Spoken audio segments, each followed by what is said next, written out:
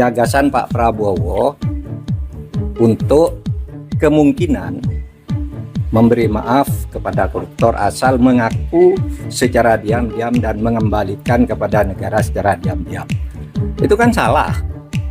Undang-undang korupsi tidak membenarkan itu, hukum pidana tidak membenarkan itu. Kan Pak Prabowo inginnya sebenarnya ya, agar aset negara tidak hilang. Tetapi yang termudah agar tidak terjadi diam-diam penyelesaiannya. Dulu saya sudah pernah mengusulkan loh. Tahun 2001 ketika saya Menteri Kehakiman, lalu saya tulis lagi usul itu di dalam buku saya yang terbit tahun 2003, judulnya Setahun Bersama Gus Dur. Mari kita maafkan aja gitu, tapi terbuka seperti yang dilakukan oleh Afrika, jangan diam-diam gitu. Nah ini diam-diam gimana caranya? Siapa yang bertanggung jawab? Lapor kepada siapa yang mengumumkan, siapa, apakah yang bersangkutan minta damai itu mau diumumkan namanya? Nah kalau tidak diumumkan, tidak transparan, tidak ada yang tahu bahwa itu melanggar atau tidak. Tapi kalau diumumkan, ya lewat pengadilan aja. Maaf untuk korupsi, Anda sudah tanyakan ini berkali-kali ya, dimanapun tanya. Kalau saya itu kan pernyataan umum seorang pemimpin pemerintahan maupun pemimpin negara, kepala negara. Nggak bisa dijawab dengan ya hal ihwal prosedural ala Mahfud MD. Mahfud MD ini orang gagal. Ya, dia sendiri menilai dia gagal ya 5 tahun sebagai Menko Polhukam dengan memberi skor 5 dalam penegakan hukum. Apa yang mau dinilai dari Mahfud MD gitu kan? Saya malas, capek kita berdebat ya. Nggak mungkin Pak Prabowo itu menginstruksikan untuk mengabaikan berbagai peraturan perundang-undangan. Intinya adalah semua protokol hukum kita ditujukan untuk memaksimalisasi pengembalian kerugian keuangan negara. Gitu. Jadi jangan diperdebatkan kalau pengembalian keuangan negara bagaimana orang dihukum, enggak gitu. Kita ini memperdebatkan hal yang remeh-temeh tapi melupakan hal yang paling substansi dalam pemberantasan korupsi. Tinggal saja aparatur negara, kepolisian, kejaksaan, KPK menerjemahkan arahan Pak Prabowo itu sesuai dengan hukum dan perundang-undangan yang berlaku. Jadi Pak Mahfud jangan menghasut.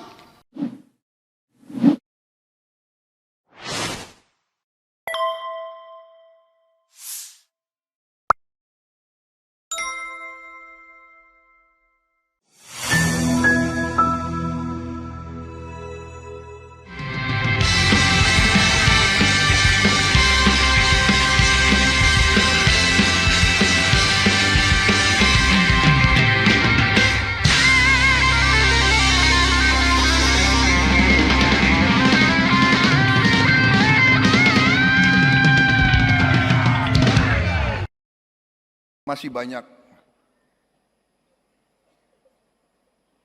PR, masih banyak rintangan harus kita atasi. Kekayaan kita masih banyak yang bocor. Saya mengajak kita semua bersatu. Saya disumpah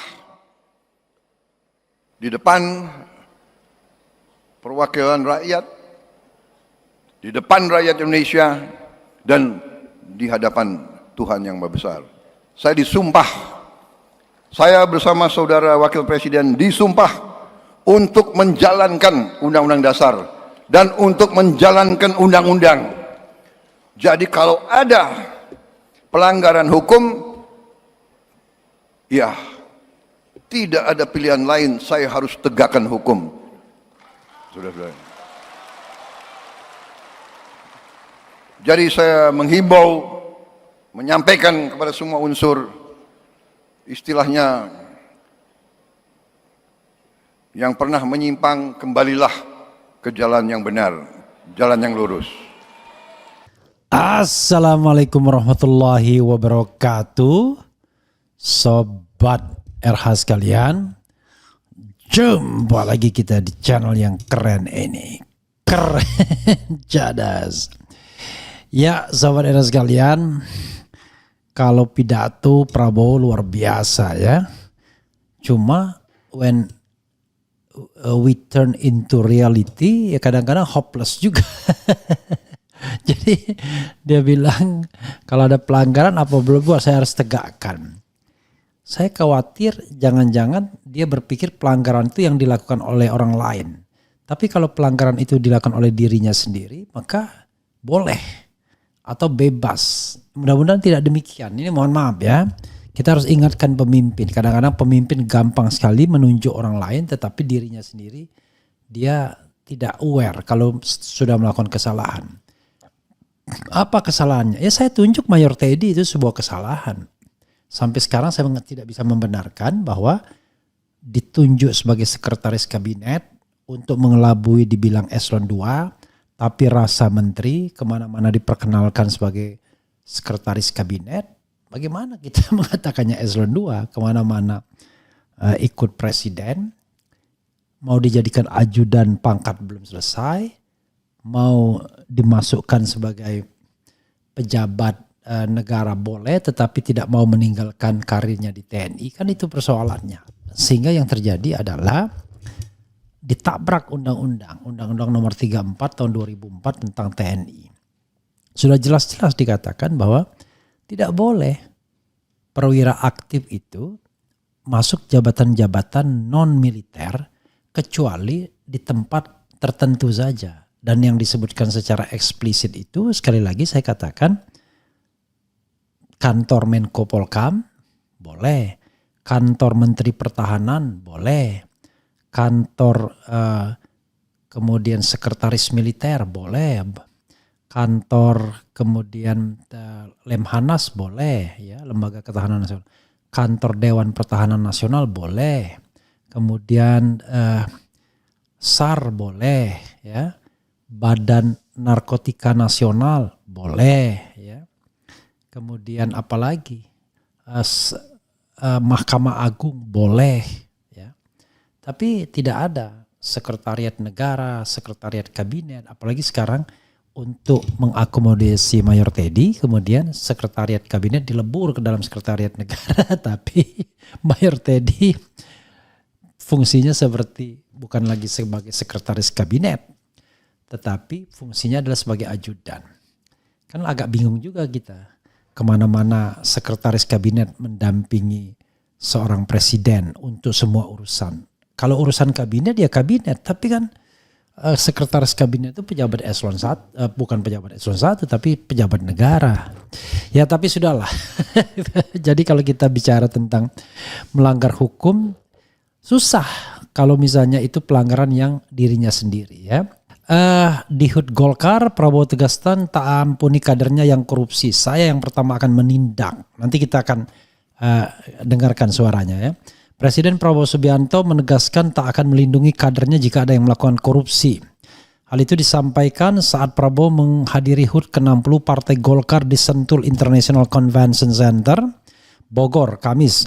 Jangan karena kau merasa Gerindra, kau berbuat menyimpang, berbuat seenaknya. Kau berharap Gerindra melindungi kau? Tidak, ujar Prabowo. Luar biasa. Sekarang bro, pembicaraan bisnis itu sekarang sudah mulai harus melibatkan Gerindra, ya, sebagai partai penguasa. Presiden juga menyampaikan pesan itu kepada para calon kepala daerah yang memenangi Pilkada 2024, ya. Kalau kau mengkhianati rakyat, maaf, saya yang akan pertama menindak saudara-saudara sekalian, tegasnya. Sudah, it happened already. Pengkhianatan terhadap rakyat itu, ya. Lebih lanjut, Prabowo mengaku sedih ketika ada orang-orang yang ia kenal di penjara karena korupsi. Saya sedih, saya bertanya bagaimana istrinya, bagaimana anaknya di sekolah, bapakmu koruptor ya, ungkap Prabowo. Jadi saudara sekalian, banyak koruptor yang direkrut Prabowo ke dalam kabinet. Masa dia nggak tahu? Pura-pura nggak tahu, ya. Seperti yang saya katakan dalam kasus BTS saja, ya. Lawyer, ya, Magdir Ismail, lawyernya Menteri Dito Aryo Tejo yang mengembalikan uang 27 miliar dan sekarang belum diapa-apakan, menyebut 3 orang lagi dalam kabinet Prabowo yang terima uang puluhan miliar itu. Yang saya katakan 2 diantaranya inisial M itu kan, satunya inisialnya, ya lah pokoknya orang dekat Prabowo lah. Jadi saya kadang-kadang ya gimana ya, apakah cuma omon-omon doang memberantas korupsi atau serius, ya? Kalau cuma omong-omong doang ya sudahlah ya. Kita hanya berdoa mudah-mudahan ada keseriusan, tetapi kalau memang serius ya kita dukung ya. Tapi sampai saat ini saya belum melihat ada keseriusan dalam pemberantasan korupsi kecuali omong-omong. Kalau serius kan mestinya dimulai dari rekrutmen menteri yang bebas dari indikasi korupsi. Ya. Dia datang ke acara apa misalnya. Itu juga penting kita catat kan. Jadi saudara sekalian, ya itulah ya.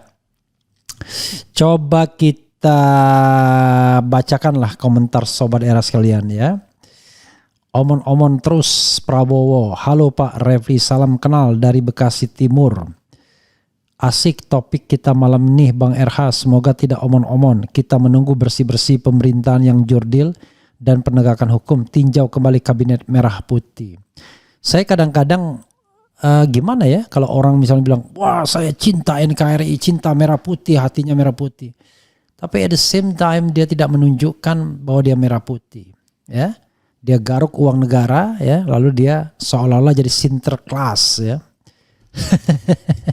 Dia datang ke tempat siapa pula kita juga pertanyakan kan. Pak, belajar hukum itu enak ya, seru ya Pak. Iyalah ya, cuman Anda bisa putus asa karena ternyata apa yang Anda pelajari dengan realita jauh sekali ya. Omon-omon tuh Bahlil tangkap. Huam, Mister omon-omon lagi, no action ya. Kemudian omon-omon gak sesuai dengan kenyataan. Saya kuliah jurusannya administrasi bisnis tapi selalu menonton politik hukum terus baca buku ilmu hukum. Good ya. Hanya bisa berdoa semoga Pak Prabowo jadi pemimpin amanah. Sekarang sudah amanah belum? Sawo rasa lemon, wowo cuma omon-omon ya. Gajah di depan mata ya. Jadi suka gitu gaya saya membaca tentang politik, tentang hukum. Lain di mulut, lain di hati. Ya saudara sekalian, ya itulah ya. Kadang-kadang kita mau diapain lagi lah. Begitulah bunyinya ya. Begitulah omon-omonnya. Ingin yang namanya apa memberantas korupsi, tetapi belum ada action yang apa ya yang bisa kita catat ya. Zarub Rikar bolehlah, tapi jangan lupa ada isu yang mengatakan jumlahnya tidak segitu bro katanya. I don't know exactly ya. Jadi negara ini banyak sekali dilingkari para penjahat ya. Bahkan penjahat itu mendekat di lingkar kekuasaan dan kita nggak bisa apa-apa. Jadi selama pemimpinnya cuma omon-omon doang ya berat. Jadi berbaik sangka itu boleh. Tetapi kalau kita tahu ada problem di sekitar kekuasaan tersebut dan kita masih juga merekrutnya, ya itulah yang namanya omon-omon ya. Tapi mudah-mudahan sekali lagi kita doakan lah ya. Mr. Presiden menjadi presiden yang amanah. Walaupun sejak hari pertama saya sudah hopeless terus terang saja. Begitu dia angkat Mayor Teddy yang sangat personal sekali kelihatannya menjadi sekretaris kabinet. Lalu tiba-tiba diturunkan jabatan sekretaris kabinet jadi eselon 2 untuk mengelabui tidak perlu pensiun. Akhirnya ya mau diapain lagi ya. Karena kalau eselon 2 itu jabatan birokratis bro. Kalau jabatan birokratis katanya tidak perlu mundur. Gak ada yang aktif bisa di jabatan birokrasi sekretariat negara atau sekretariat kabinet. Ya, itu saja saudara sekalian ya. Mudah-mudahan ini dibaca atau didengar oleh presiden. Tidak pun tidak apa-apa ya. Sebagai orang warga negara saya sudah menyampaikan hak saya, menyampaikan apa yang menurut saya benar. Mau berdebat soal ini ya saya layani asal jangan diintimidasi ya. Tiba-tiba dikriminalisasi kan saya tidak salah. Saya membaca dengan teliti Undang-Undang Nomor 34 tahun 2004 itu ya. Dan saya mengatakan salah. Nah, makanya kata Bung Karno memang kill all the lawyers. Jadi kill all the lawyers itu kenapa? Bunuh semua lawyers bukan karena dalam hal yang negatif. dalam hal yang positif sesungguhnya. Kenapa? Lawyers itu dianggap menghalangi upaya-upaya untuk penguasa itu menjalankan kekuasaan seenaknya. Nah, yang bisa menghalanginya hanyalah lawyers, karena lawyers tahu aturannya. Makanya kill all the lawyers ya. Bukan dalam pengertian negatif sesungguhnya. Begitu saudara sekalian ya. Wassalamualaikum warahmatullahi wabarakatuh. Keren cadas.